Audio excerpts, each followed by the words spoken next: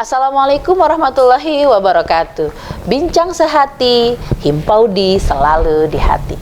Hari ini kita kedatangan tamu yang luar biasa. Beliau adalah seorang konsultan tumbuh kembang anak dan beliau juga seorang psikolog dan juga lulusan kesehatan. Ini luar biasa. Ibu Desi Aprianti. Assalamualaikum Bu Desi. Waalaikumsalam warahmatullahi wabarakatuh. Apa kabarnya Bunda Desi? Luar biasa. Allahu Akbar. Yes. Ini udah menunjukkan karakter orangnya yang ceria gitu dan enak gitu kalau diajak ngobrol ya. Ngomong-ngomong Bunda Desi, kita ini kan besok mau acara workshop ya. Tentunya workshop ini kan sengaja kita gelar karena di masa pandemi ini udah lockdownnya kelamaan ya. Jadi ini baru pertama kali nih Himpaudi Provinsi Banten mengadakan workshop tatap muka. Itu pun tetap protokol kesehatan ya. Bunda Desi adalah salah satu pembicaranya. Ngomong-ngomong Bunda Desi, udah berapa lama menekuni bidang di konsultan tumbuh kembang anak ini? Baru dari 12 tahun yang lalu. 12 tahun yang lalu baru ya. Berarti masuk sekolah, keluar sekolah, masuk sekolah. Ini udah banyak ya mungkin ya yang sekolah-sekolah yang sudah diintervensi oleh Bunda Desi. Alhamdulillah kalau untuk Kabupaten Tangerang, Tangerang Kota dan Tangerang Selatan mulai dari TK sampai SMA itu kurang lebih 1.300 sekolah yang sudah pernah bekerja sama dengan kita. Oke, udah 1.300 sekolah. Ini bukan pekerjaan main-main loh. Dalam kurun waktu 12 tahun, 1.300 sekolah. Ya mudah-mudahan 1.300 sekolah itu adalah sekolah-sekolah yang udah sadar gitu ya. Karena ini kita banyak sekali loh sekolah-sekolah yang nggak sadar, nggak ramah anak gitu loh. Nah ini memang penting ya diinformasikan. Gimana ceritanya nih bisa menjadi konsultan tumbuh kembang anak? Apakah memang karena dari apa gitu? Boleh cerita Bunda? Oke, di 15 tahun yang lalu saya bergabung di Grolier Scholastic International, penerbit terbesar di dunia, bukan hanya di Indonesia, tapi di Indonesia juga 25 tahun yang lalu terkenal sekali dengan bukunya Aku Ingin Tahu Mengapa. Kan pertanyaan anak itu kenapa begini, kenapa begitu. Dari saya punya anak pertama, anak saya waktu itu mengalami susah konsentrasi. Saya kerja di rumah sakit 6 tahun sebagai humas dan konsultan, tapi Allah memberikan anak yang luar biasa sehingga akhirnya saya, kata ibu saya, udah masuk sekolah lagi untuk memahami tentang tumbuh kembang anak. Karena anak itu bertumbuh secara fisik, tinggi badan, tingkat kepala, berkembang secara emosional. Saat ini yang dibutuhkan bukan hanya kecerdasan akademis, tapi 75% yang dibutuhkan adalah kecerdasan emosional. Nah ini menarik ini. Kecerdasan emosional kita lihat ya beberapa anak kita, terutama yang ya baik PAUD, baik SD, SMA ataupun perguruan tinggi. Ini apalagi masa pandemi ya, emosinya tuh nggak terjaga gitu. Bahkan ya maaf ngomong ya, beberapa hal yang di luar kita prediksi bahwa semua anak sekolah kok udah melakukan ini, melakukan itu. Gimana tuh ceritanya Mbak? Apa juga terjadi di dalam penanganan tumbuh kembang anak ini? Jadi usia 0 sampai 5 tahun Bu Yayah lebih dikenal dengan golden age period atau masa keemasan otak anak. Nah, di usia 0 sampai 5 tahun itu 75% otak anak sudah bekerja. Cuman pola asuh lah yang mempengaruhi tumbuh kembang anak. Nih, orang tua asuh dan dididik dengan cara kolonial, betul nggak Bu? Anak-anak sekarang lebih dikenal dengan anak milenial. Jadi anak milenial diasuh dan dididik oleh pendidik dan pengasuh kolonial, penjajah. Nah, jadi banyak anak-anak di usia 0 sampai 7 tahun di usia PAUD itu kan yang kita harus lakukan adalah yang pertama kita menstimulasi knowledge, pengetahuan lewat dibacakan buku, terus diajak bereksplor dengan alam gitu. Itu knowledge. Skill kepandaian. Ya. Salah satunya adalah contoh pelukis, arsitek itu kan pelukis, Bun. Betul. Terus orang yang punya cerdas kata-kata, kayak sahabat saya Pak Suryanto, menjadi seorang motivator hebat. Ya. Ya, Bun. Ada lagi namanya cerdas musikal, Ya. yang musik-musik yang hebat. Ya. Nah, itu namanya skill. Skill. Tadi pengetahuan, skill, akhirnya dari pengetahuan dan skill ini diciptakanlah value atau nilai dari seseorang atau akhlak yang baik. Nah, seperti itu, Bun. Kenapa terakhir kita menangani kasus anak SMA yang mau bakar rumahnya sendiri, yang orang tuanya notabene adalah pendidik. Ditanya, dikonsultasikan ke kita, alasannya kenapa? Minta uang 10 juta untuk main game online. Astagfirullahaladzim. Jadi nggak dikasih, jadi dia mau bakar rumahnya. Itu kecerdasan emosional. Nah, ini fakta ya. Betul. Artinya hari ini Ya, emosional yang tidak stabil dan tidak distimulasi sejak dini akan efeknya besarnya seperti ini. betul. Wow. Efek jangka panjangnya seperti Oke, nah ini yang penting yang kita harus sadarkan, karena memang rasa-rasanya ini banyak juga ya para pendidik yang lupa bahwa tugasnya mendidik loh. Iya. Bagaimana mendidik itu aja, perasaan anak tuh seperti apa? Pernahkah menanyakan itu ya? Betul. Nah, ya anak tuh kan ada yang nggak seneng, ada yang boring, bosen ya. Iya. Itu bagaimana nih Bunda? Fakta yang kita hadapi sekarang ini kan ya adalah yang Ya. seperti itu. Gimana Bunda? Kenapa di SD itu wajib masuk SD itu sebenarnya usia 7 tahun? Ya. Ya kan, Bun? Nanti pada saat rencananya kita akan melakukan workshop, saya akan informasikan kepada bunda-bunda peserta workshop ada 2 cara kerja otak, Bun. Dari hidung ditarik ke belakang, sebelah kanan namanya otak kanan. Dari hidung ke belakang sebelah kiri namanya otak kiri. Nanti kita akan ajarkan bagaimana sih cara kita sedikit mendeteksi cara kerja otak anak, apakah kanan atau kiri. Nah, otak kiri adalah otak logika. Kenapa, mengapa, siapa, itu otak kiri. Kalau otak kanan adalah kreativitas, imajinasi, warna, gambar, bahasa. Nah, otak kiri adalah otak short term memory, Bun. Cara kerja otak kiri pendek. Nah, makanya kalau anak pulang sekolah ditanya sama ibunya, di sekolah belajar apa? Sambil garuk-garuk kepala, sambil ngorek hidung, dia bilang, nggak belajar, nggak tahu. Bukan tidak serius, tapi tadi cara kerja otaknya jangka pendek. Nah, anak perempuan yang lebih dulu bekerja adalah otak kiri. Jadi lebih ngajarin anak perempuan itu lebih gampang. Untuk angka dan huruf itu umur 4 tahun dia sih gampang.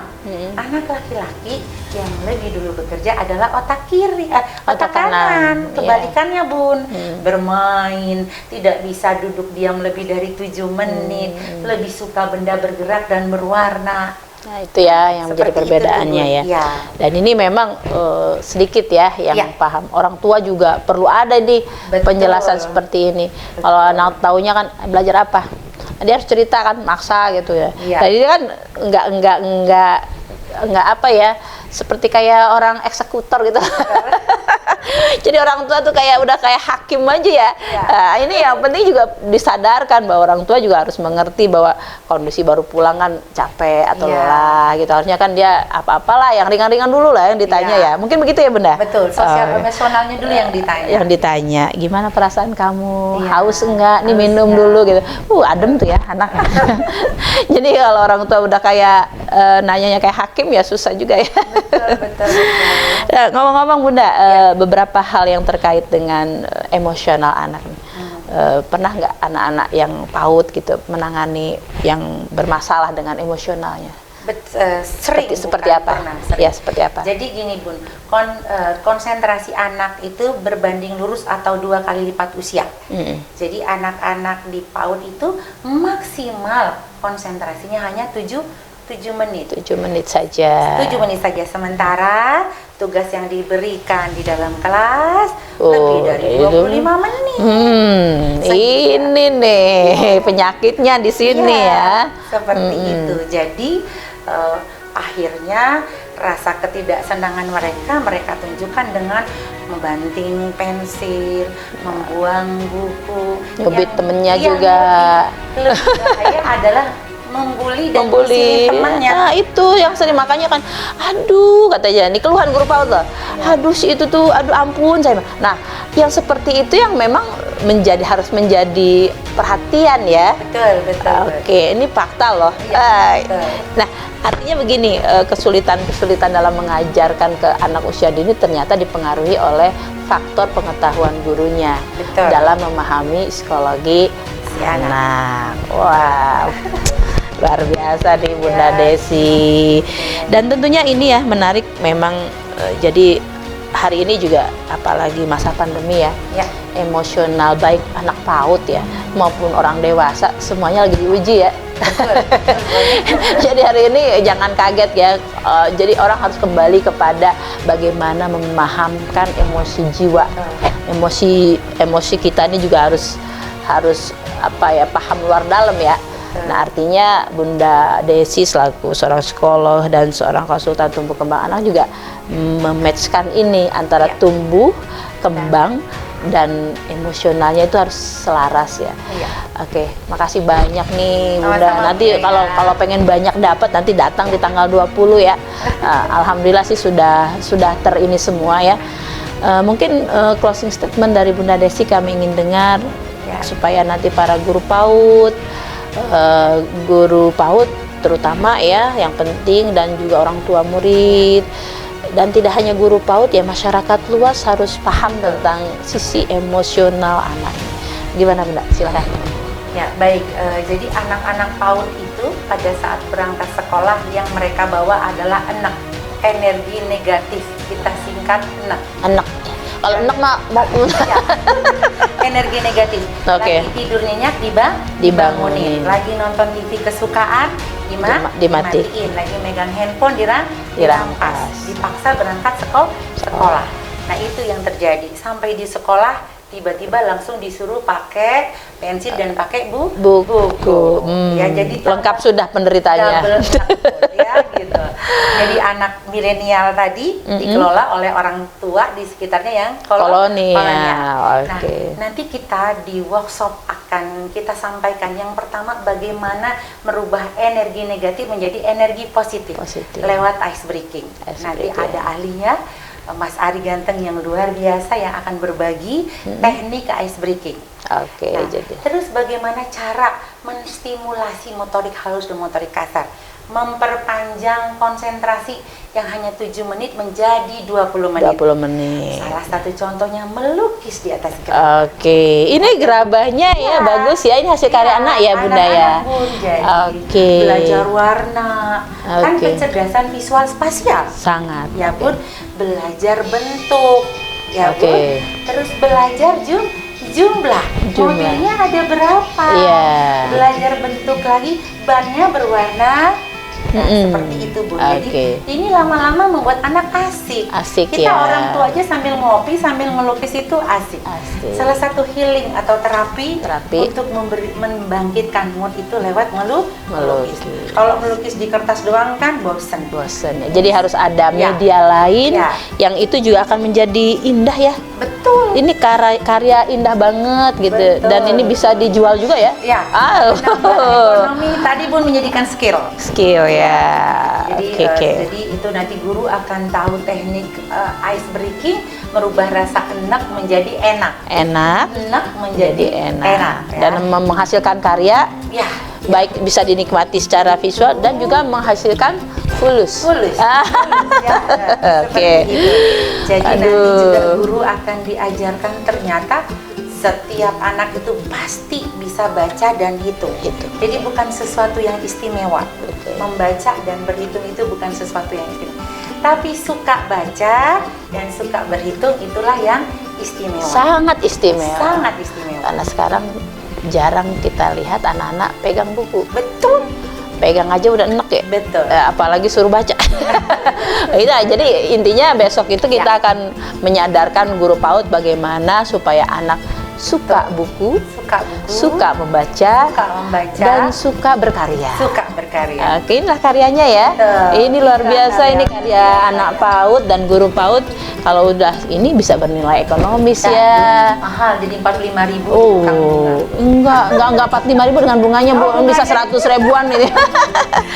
Jadi guru PAUD juga bisa nanti menambah ekonomi di tengah pandemi dengan bisa membuat gerabah dengan seni dan tentunya stimulasi lain yang berguna untuk anak usia dini. Oke, terima kasih Bunda Desi. Sama-sama, Bunda Yaya. Semoga besok tanggal 20 ini bermanfaat dan sangat bermanfaat. Dan saya ingin guru PAUD sebanten nih merasakan workshop ini akan betul-betul mengubah image bagaimana mengajar yang baik, menyenangkan, dan bisa membuat sebuah karya yang tentu akan juga menghasilkan ekonomi. Ya, ini luar biasa Bunda Desi. Mudah-mudahan ya acara tanggal 20 sukses. Amin. Dan ini akan bisa dimanfaatkan di seluruh guru PAUD di Provinsi Banten.